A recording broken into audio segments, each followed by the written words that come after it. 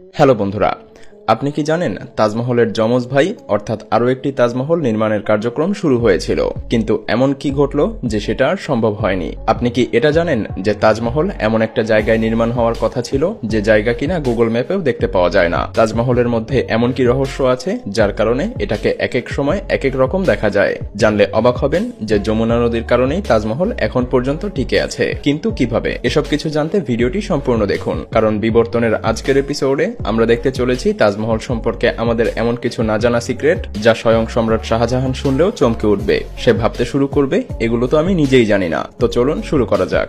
আপনি জানেন কি, তাজমহল এক এক সময় এক এক রকম ভাবে দেখা যায়। আপনি যখন তাজমহল সকালে দেখবেন তখন এটাকে সফট গোল্ডেন কালারের দেখতে পারবেন, আবার দুপুরে দেখতে পারবেন ব্রাউন হোয়াইট কালারে, আর সন্ধ্যার সময় হালকা হলুদ রঙের। এটার কারণ হলো তাজমহল তৈরি করা হয়েছে সাদা রঙের মার্বেল পাথর দিয়ে, আর আকাশের বিভিন্ন রঙের রিফ্লেক্টের কারণে তাজমহলকে বিভিন্ন সময় বিভিন্ন রঙে দেখা যায়, আর চাঁদনি রাতে তাজমহল ঠিক এমনটা দেখায়। প্রতি বছর হাজার হাজার মানুষ তাজমহল দেখতে যায়। প্রথমবার এভাবে দেখায় সবাই মনে করে যে এটাই হয়তোবা তাজমহলের সামনের অংশ, কিন্তু না, আপনি জানলে অবাক হবেন যে এটা তাজমহলের পেছনের অংশ, আর এটার সামনের অংশ যমুনা নদীর তীর ঘেঁষে। সেই সময় নদী দিয়েই সম্রাটরা যাতায়াত করত, তাই মুখ্য দরজা ছিল নদীর তীর ঘেঁষেই। যদিও এই নদী এখন প্রায় শুকিয়ে গেছে, তাই এখন আর তেমনটা মনে হয় না। 1665 সালে তাজমহলের নির্মাণ কাজ সম্পন্ন হলে হঠাৎ একদিন জেন ব্যাপটিস্ট নামক এক ইংরেজ তাজমহলের সৌন্দর্য উপভোগ করতে আসে, এবং তিনি লেখেন যে তিনি দেখতে পেয়েছিলেন যমুনা নদীর ওপারে শাহজাহান আরও একটি তাজমহল তৈরি করতে চাচ্ছিল, যেটা হতো কালো রঙের, কিন্তু সবকিছু সেম তাজমহলের মতোই হতো। আর এটা যখন সম্রাট শাহজাহানের ছেলে বুঝতে পারে, তখন নাকি সম্রাট শাহজাহানের ছেলে সম্রাটকে বন্দী করে ফেলে, আর এভাবেই সম্রাট শাহজাহানের শেষ ইচ্ছাটা অপূর্ণ থাকে। সেই ইচ্ছা পূর্ণ হলে হয়তোবা আজ দুইটি তাজমহল দেখা যেত।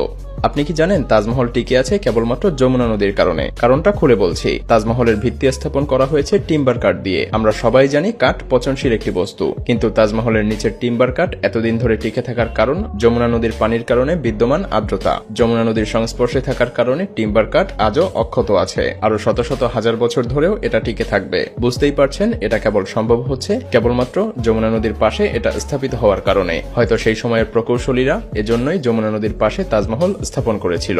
তাজমহলের চারদিকে 4টি মিনার রয়েছে, যা তাজমহলের ভারসাম্য রক্ষা করে থাকে। প্রতিটি মিনারের উচ্চতা 41.6 মিটার, কিন্তু জানলে অবাক হবেন যে এই মিনারের বাইরের দিকে একটু বাঁকানো আছে, আর এটার কারণ হলো যদি কোনো প্রাকৃতিক দুর্যোগের কারণে মিনারগুলো ধসে পড়ে তাহলে যেন এগুলো বাইরের দিকে পড়ে, ভেতরের দিকের মহলের যেন কোনো ক্ষতি না হয়।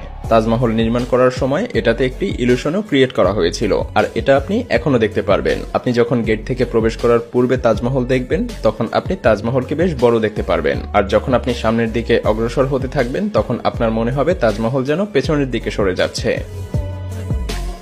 তাজমহলের মধ্যে এমন কিছু গোপন ক্যামেরা রয়েছে যেখানে বর্তমান সময়ের মানুষ তো দূরে থাক, সম্রাট শাহজাহানের সময়কালেরও কেউ প্রবেশ করতে পারেনি, কারণ জানা যায় সেখানে এমন একটি ছিদ্র রয়েছে যেখান দিয়ে ফোঁটায় ফোঁটায় পানি পড়তে থাকে। আর এটার কারণ হলো পানির ফোঁটা দেখে মনে হয় যেন চোখের জল টপ টপ করে পড়ছে, আর এটা কেবল করা হয়েছিল ভালোবাসার কারণে।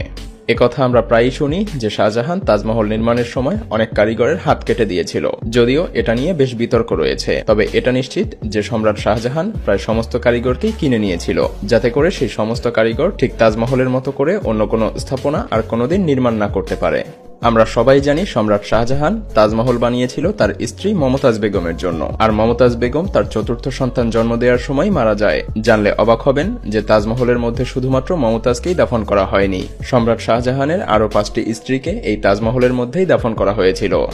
আপনি কি জানেন এই তাজমহল প্রথম দিকে আগ্রার পরিবর্তে বুরহানপুরে নির্মাণ করার সিদ্ধান্ত নেওয়া হয়েছিল, তবে শেষ পর্যন্ত সেটা সম্ভব হয়নি, কারণ বুরহানপুরে তাজমহল তৈরি করার সমস্ত কাঁচামাল নিয়ে আসা কোনোভাবেই সম্ভব হচ্ছিল না। তবে আগ্রাতে যমুনা নদী থাকার কারণে সমস্ত কিছু নিয়ে আসা বেশ সহজ ছিল, তাই পরবর্তীতে তাজমহল আগ্রাতেই নির্মাণ করা হয়েছিল। ব্রিটিশরা যখন ভারতবর্ষ 200 বছর ধরে শাসন করছিল তখন তারা তাজমহল থেকেও বেশ কিছু লুটপাট করেছিল। জানা যায় ভারতবর্ষে যখন প্রথম ব্রিটিশ বিদ্রোহ শুরু হয় তখন ব্রিটিশরা তাজমহলের দেয়াল থেকে বহু মূল্যবান কিছু রত্ন নিয়ে গিয়েছিল, আর এগুলো এখন দেখা যায় না বললেই চলে। আমরা সবাই জানি তাজমহলকে সজ্জিত করার জন্য সম্রাট শাহজাহান পৃথিবীর প্রায় সমস্ত বহুমূল্যবান রত্নই ব্যবহার করেছে। আসলে সম্রাট চেয়েছিল তাজমহল যেন পৃথিবীর মধ্যে অন্যতম সেরা একটি বিল্ডিং এ রূপান্তরিত হয়। তাই সে সাদা রঙের সাংমারমার এনেছিল রাজস্থানের মাকরান থেকে, জেডে এবং ক্রিস্টাল এনেছিল চীন থেকে, লাপিস আর লাজুলি এনেছিল আফগানিস্তান থেকে। এছাড়াও 24টি আলাদা আলাদা প্রকারের বহুমূল্যবান রত্ন রয়েছে যা পৃথিবীর বিভিন্ন দেশ থেকে সে নিয়ে এসেছিল।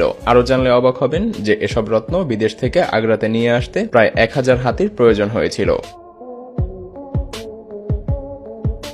জানলে অবাক হবেন তাজমহল নির্মাণের সময় সেখানে প্রায় 4000-এরও বেশি বৃক্ষ ছিল, প্রায় সমস্ত ধরনের গাছগাছালি ছিল, সবসময় পাখির আনাগোনা থাকত। কিন্তু মোগল সাম্রাজ্য পতনের পরে এর সবকিছুই নিঃশেষ হয়ে যায়। তবে বর্তমান সময়ে যে সকল গার্ডেন দেখা যায় সেগুলোকে রোপণ করেছে লর্ড কার্জন। লর্ড কার্জনের আগে ইংরেজ শাসকরা তাজমহলের মধ্যে বিভিন্ন ধরনের নাচ গান করত। হ্যাঁ, তাজমহল এরকম হাজারো ইতিহাসের সাক্ষী হয়ে আছে। ভিডিওটি ভালো লাগলে শেয়ার করতে পারেন এবং আপনি যদি এমনই রহস্য, রোমাঞ্চ, আনকমন আর ইন্টারেস্টিং ভিডিও দেখতে পছন্দ করে থাকেন তবে বিবর্তন চ্যানেলটিকে এখনই সাবস্ক্রাইব করুন এবং পাশে রাখা বেল আইকনটি প্রেস করুন। তো দেখা হচ্ছে আগামী এপিসোডে, ততক্ষণ পর্যন্ত ভালো থাকবেন। ধন্যবাদ।